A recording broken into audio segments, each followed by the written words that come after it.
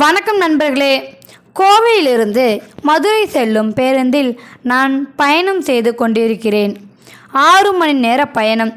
ஜன்னலோரமாய் அமர்ந்திருக்கும் எனக்குள் என் கடந்த கால நினைவுகள் வலம் வர தொடங்கியது. என் பெயர் லோகு. அம்மா, அப்பா, 2 தங்கைகளுடன் கூடியது என் குடும்பம். 5 வருடத்திற்கு முன்பு ஒரு நாள் அப்பா அம்மாக்கிடையே கடுமையான வாக்குவாதம் நடந்தது. அம்மா சொன்னார், 22 வருஷம் ஆச்சு குலதெய்வத்தை கும்பிட்டு, அதனாலேயோ என்னவோ குடும்ப கஷ்டம் இன்னும் தீரலை, கடன் தொல்லை தாங்கலை, லோகும் இன்னும் 1 மாதத்தில் சிங்கப்பூர் போக போகிறான்.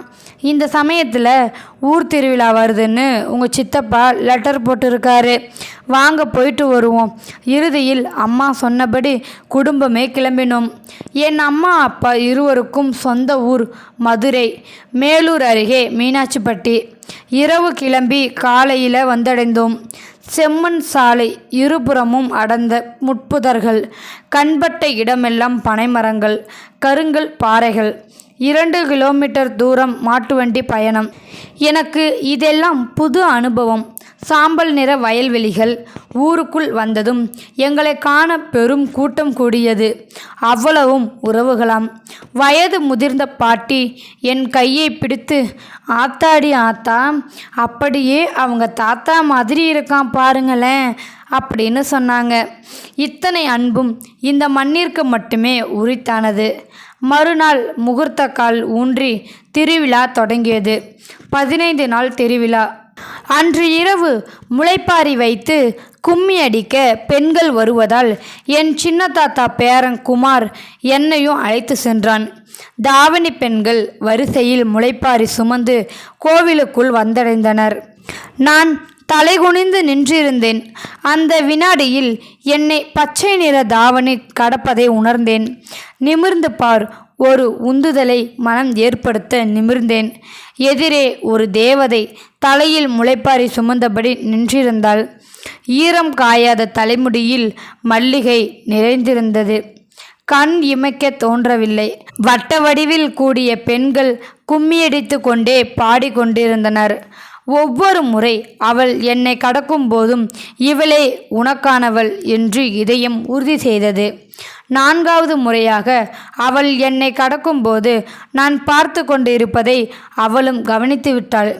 அடுத்தடுத்த சுற்றுகளில் அவளும் என்னையே பார்த்தபடி இருந்தாள்.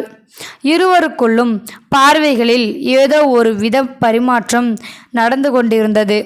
கும்மி முடிந்ததும் அனைவரும் கலைந்தனர். அன்று இரவு தூக்கம் என்பதை மறைந்துவிட்டேன். மறுநாள் காலை குமாரை அழைத்து கொண்டு ஊருக்குள் அவளது வீட்டை தேடி அலைந்தேன். காலை வேளையில் எல்லா பெண்களும் வாசலில் கோலம் போட்டபடி இருந்தனர்.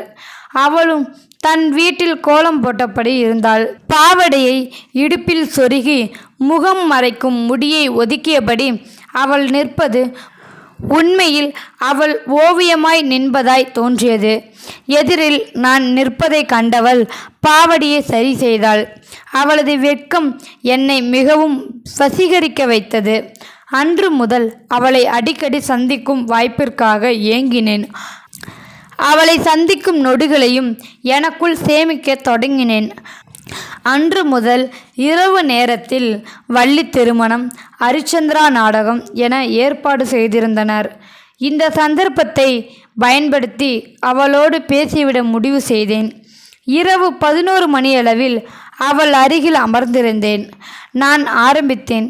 என் பெயர் லோகு, கோயம்புத்தூரிலிருந்து வரேன். உன் பேர் என்ன? என் கேள்வியை எதிர்பாராதவள் எழுந்து ஓடிவிட்டாள். எனக்கு எதுவும் புரியாமல் திகைத்தபடி நின்றேன். குமாரிடம் பேசினேன்.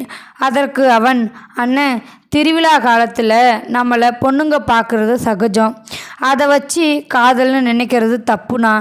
இன்னும் 2 நாளில் நீ ஊருக்கு போயிடுவ, 1 மாதத்தில் வெளிநாடு போயிடுவ, எதுக்கு காதல்?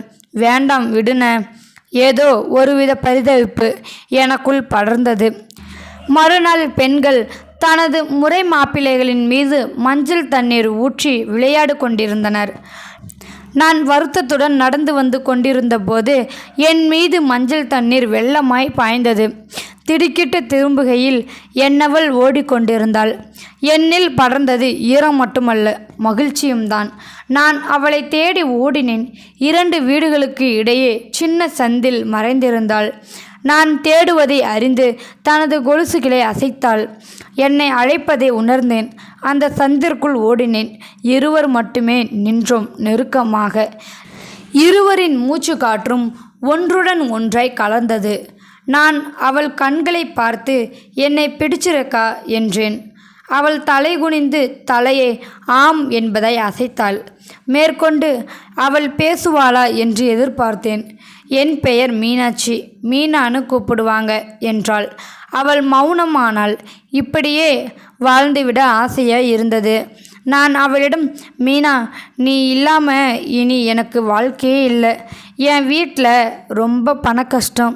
நான் சிங்கப்பூர் போய் தான் கடனை அடைச்சி என் தங்கச்சிகளுக்கு கல்யாணம் பண்ணணும். 5 வருஷம் ஆகும். எனக்காக நீ காத்திருப்பியா? அவளது பதிலுக்காக காத்திருந்தேன். அவள் கலங்கியபடி 50 வருஷம் ஆனாலும் காத்திருப்பேன் மாமா. அந்த வார்த்தையில் அப்படி ஒரு உறுதி. 5 வருஷமும் நொடியில் முடியட்டும் என்பதாய் அவளிடம் விடைபெற்று கிளம்பினேன். இந்த 5 வருஷத்தில் என் கடன் அனைத்தும் தீர்ந்தது. நேற்று கோவை திரும்பினேன். இன்று என் தேவதை பார்க்க மதுரை சென்று கொண்டிருக்கிறேன். வெளிநாட்டில் எனது நண்பர்கள் அனைவரும் சொல்வார்கள், கிராமத்து பொண்ணு இவ்வளவு நாள் காத்திருக்க முடியாது என்றார்கள். ஆனால் எனக்கு தெரியும், அவள் காத்திருப்பாள். காலை மீனாட்சிப்பட்டி வந்தடைந்தேன். தற்போது கிராமம் வளர்ச்சி பாதையில் இருந்தது. ஆட்டோ நின்றிருந்தது. தற்போது வயல்வெளிகள் பிளந்து கிடந்தது. நிறைய வீடுகள் கட்டப்பட்டிருந்தது. நாகரிகத்தின் வளர்ச்சி கிராமத்தின் அழகை பாலா படித்துள்ளது. ஊருக்குள் சென்றதும் குமாரை தேடினேன். அவன் தற்போது துபாய் சென்றிருக்கிறானாம். மீனாட்சி வீட்டை தேடி சென்றேன். வீடு பூட்டப்பட்டிருந்தது. பக்கத்தில் இருந்தவர்களிடம் விசாரித்தேன்.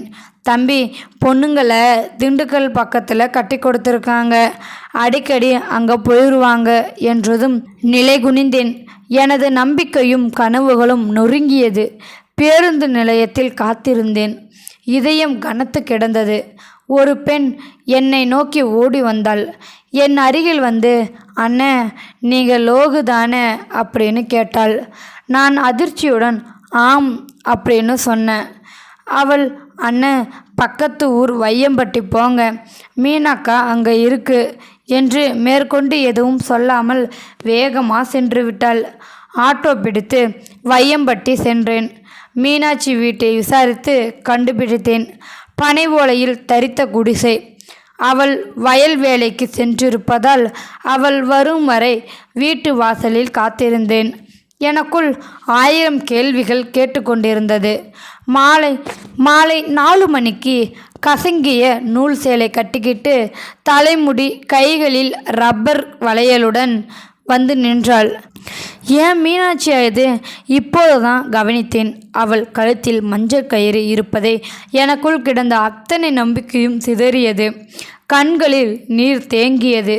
என்னை பார்த்து திகைத்து நின்றவள் அடுத்த வினாடிகளில் மாமா என்று கதறியபடி ஓடி வந்து என்னை இறுக்கமாக கட்டி அணைத்தாள். நடப்பது எதுவும் புரியவில்லை. அவள் அழுதபடியே பேசினாள். மாமா, நீங்கள் போனதும் என்னை எங்கள் மாமா வீட்டில் பொண்ணு கேட்டு வந்தாங்க. நான் ஒத்துக்கலை. என்னை மிரட்டுனாங்க, அடித்தாங்க. என்னால் சமாளிக்க முடியல. அதனால் நானே உங்களை நினச்சி கோவிலில் தாலி கட்டிக்கிட்டேன். நீங்கள் கட்டுனதா எல்லாத்துக்கிட்டேயும் சொல்லிட்டேன். என்னை வீட்டை விட்டு போக சொல்லிட்டாங்க. மேற்கொண்டு பேச முடியாமல் கதறினாள். 15 நாள் பழக்கத்துக்காக தினமும் தீக்குளித்த என் கிராமத்து தேவதையே, உன்னை பெற என்ன தவமடி செய்தேன். இருவரும் கண்ணீரால் காதலை வெளிப்படுத்தினோம். இனி ஒவ்வொரு நொடியும் உன்னுடன் தாண்டி இன்றைய தலைமுறை தொலைத்துவிட்ட தருணங்களின் தொகுப்பு இது. இந்த வீடியோவில் கருத்து உங்களுக்கு பிடிச்சிருக்குன்னு நினைக்கிறேன். பிடிச்சிருந்தா லைக் பண்ணுங்கள், ஷேர் பண்ணுங்கள், கமெண்ட் பண்ணுங்கள், மறக்காமல் சப்ஸ்கிரைப் பண்ணுங்கள். தேங்க்யூ ஃபார் வாட்சிங்.